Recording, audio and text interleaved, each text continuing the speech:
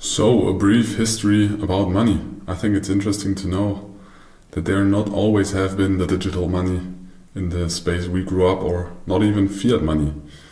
And I have prepared some slides for that because I think it's good to know.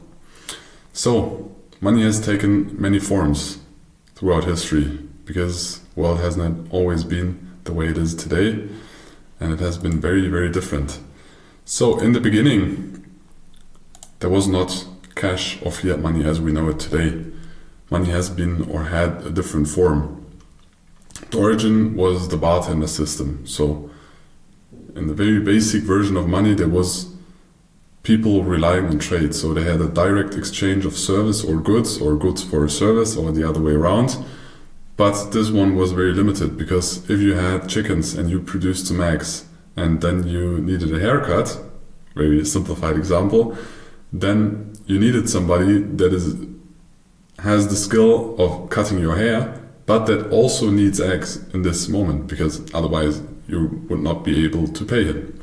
So there needed to be a double coincidence of interests, otherwise the trade was very difficult. Furthermore, the eggs most likely you were not able to transport through the sea, because at some point they're gonna get bad, or the food gets bad, and then you cannot trade or sell it anymore for other services.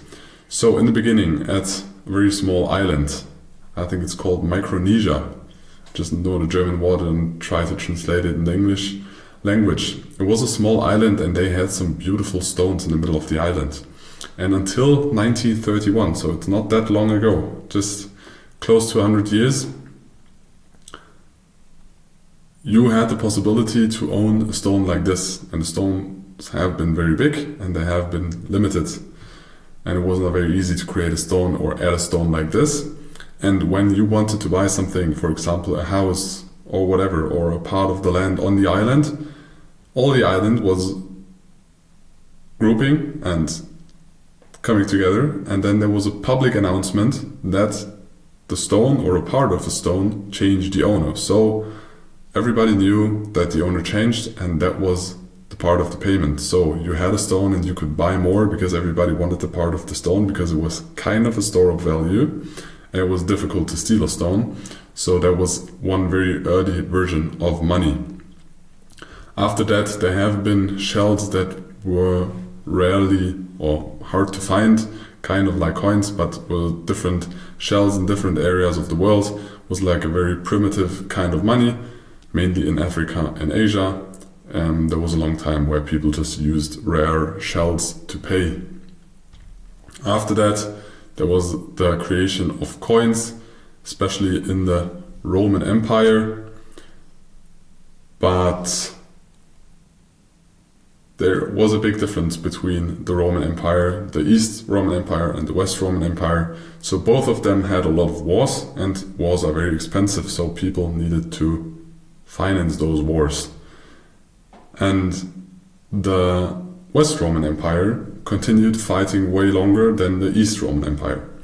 And those wars needed to be financed, but it was at some point you cannot raise the taxes anymore because your population is poor as well, or is not willing to pay those taxes anymore. So there is the possibility of inflation. So if you have coins out of gold, and then for example you take copper and mix it into the coins, the value of the coin itself reduces and you can produce more coins, because you don't need more gold for more coins. You can also use copper, which is more commonly spread in the earth and more easy to gain. So you have kind of inflation, or one of the early cases or examples of inflation. So the West Roman Empire continues way longer fighting. They have a bigger inflation.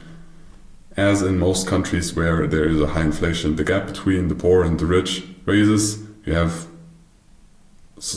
more instability in the society, and the West Roman Empire dies before the Eastern does, because the Eastern stopped at some point and was not that aggressive with inflation than the West one. And you can go through history and this happens a lot of times where this happens.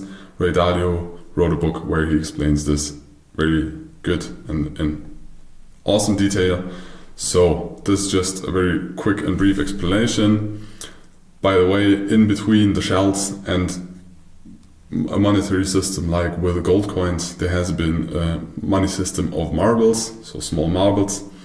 They have been difficult to create in Africa, but not difficult to create in Europe. So the Europeans created them and went to Africa, and the people in Africa wanted those marbles because they could play some games with them, and they were just fascinated by the marbles.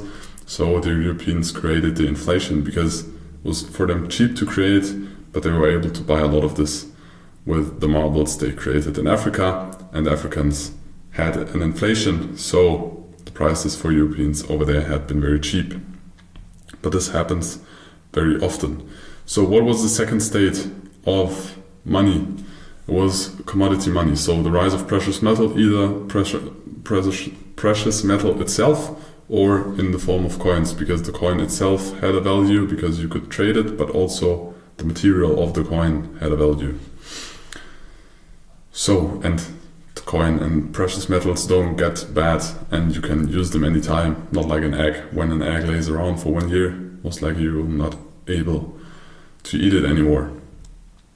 So, but at some point then the fiat money was created, and things like the hyperinflation in Germany in 1923 happened. A lot of times hyperinflation happens when there is instability, political and unstable society, or a country needs to finance war and they need money, and then they print money and not the same exact value in the economy is created, and then you have more money with less goods and services, and then you have kind of an inflation, but that topic is way more complex.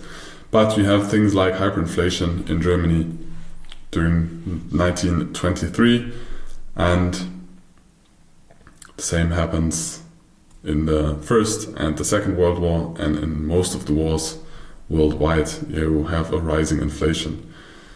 A solution after this, the US thought, now we're very smart, we will create paper money, but not only paper money, we will back it by gold. So paper money was like the new standard because governments created paper money, and it was way more convenient to walk around with paper money than with golden coins, because they are less heavy, you could divide them into smaller parts, but you needed to trust your government.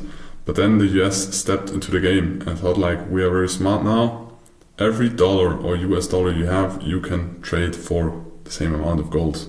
Like, there was a value, what is the value of gold, and every dollar you could change for gold. And for every dollar there is produced, there will be the same value of gold stored somewhere in the US or in the banking system of the US. This was the promise. So a lot of countries thought, oh, it's way more easy if we store paper money, because when people want to trade, you need to agree on one asset or one currency that you trade. So people accepted the US dollar for the American state. It was very convenient because a lot of people, it was more easy for the US to trade with different countries. The countries were happy because for them it was more easy to trade with the US or also other countries, and they knew at any time they can use their US dollars and trade them back to gold. Until 1971, where there was another big war, the US stepped in and they needed to finance that, and wars are always expensive, like I already said. And then the French started to mistrust the American people or the American government and said, okay, now we want to change all the US dollars we have back into gold. This took a very long time, and it happened. They went to the US with a lot of ships and traded their US dollars to gold. And after that, Nixon, which was the president at this time, decided now this gold standard is cancelled. So they made a promise, and then they said, and now this promise is not there anymore. But still, a lot of countries use the US dollars. But this is a brief history of money, and this is the state we are now in. After that, maybe another big development is like economic regions that move together with one currency, like the European Union. But this is like the main steps in the history of money summarized. So there was the gold standard and the fiat money. So it was a combination of, we have precious metals, but they're too heavy, they are inconvenient, you cannot divide them into small parts. So we combine precious metals as safety for fiat money. But when the gold standard was cancelled, it just relied on trust to governments, and not trust to precious metals after 1971. And then 15 years ago, the digital age started. Cryptocurrencies have been created like Bitcoin. After that, the development has been more, and we have thousands of coins. Not all of them are viewed as currencies. Even Bitcoin, there is a big fight between do you view Bitcoin as commodity or as currency. There are different opinions about this. In the end, it does not matter. It is a new asset class, and it's a new version of decentralized money because there is no centralized exchange or entity that decides how much money is produced or how you use it. It's a decentralized democratic system and a new step or development in the process or in the history of money. But why does money exist, and why don't we step back to the trading part and just trade? So you create something, or you have knowledge, or you have a service, and you trade this for something else. Because money is a medium of exchange, and it simplifies trading. Because there's no expiration date on money. You can divide it into very small parts. You can store it for a very long time. And everybody accepts it. So if you want to buy something and you live in an economic or in an economy or economical region, most of the people accept the same money. Of course, there are still parts in the world where this is not the case, but when you live in a region where you have a kind of stable government, kind of stable society, everybody accepts the same currency or even different currencies. So in Europe, even a lot of people accept US dollars, for example, or Swiss franc. So it is a medium of exchange which makes it way more easy for transactions. It is a store of value because it has no expiration date. It's a unit of account, so it's different to value how much is a haircut worth measured in eggs. But maybe one day you don't have eggs, you have chicken breast because your chickens died and now you have meat. So you always need to re-evaluate what's the value of a different commodity or service compared to the things you want to buy or the things you want to trade. And this can be very stressful and this is very inefficient. So when you have a unit of account, you have currency and you have a need for that. And money or a currency or a medium of exchange gives you the option to lend it, invest it, and kind of have an influence on the economy, like how much money you inject. If there's more money, there's more spending, there's more investing, so there's more likely that there's going to be growth or more transaction in the economy, which most of the times lead to growth. If you reduce the amount of money, you can reduce the speed of the economy growing, or you can reduce the transactions. So if there is a central entity, you can have an impact on the economic growth. Furthermore, it's social trust. So money nowadays, except Bitcoin or other cryptocurrencies, are regulated by a government. So they're backed by a government or by a central bank, which is very close connected to a government or multiple governments. So with this trust, you don't need to trust the other person, you need to trust your government and the government providing the infrastructure for the medium of exchange or the money. So it also connects people, it connects economical regions or different economies. So there's also a positive benefit because back in the days when you had like two different villages next to each other and each would have their own medium of exchange,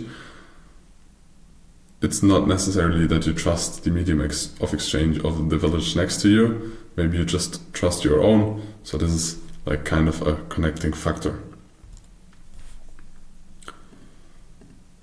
So let us continue with the next one, with the long-term and the short-term debt cycle.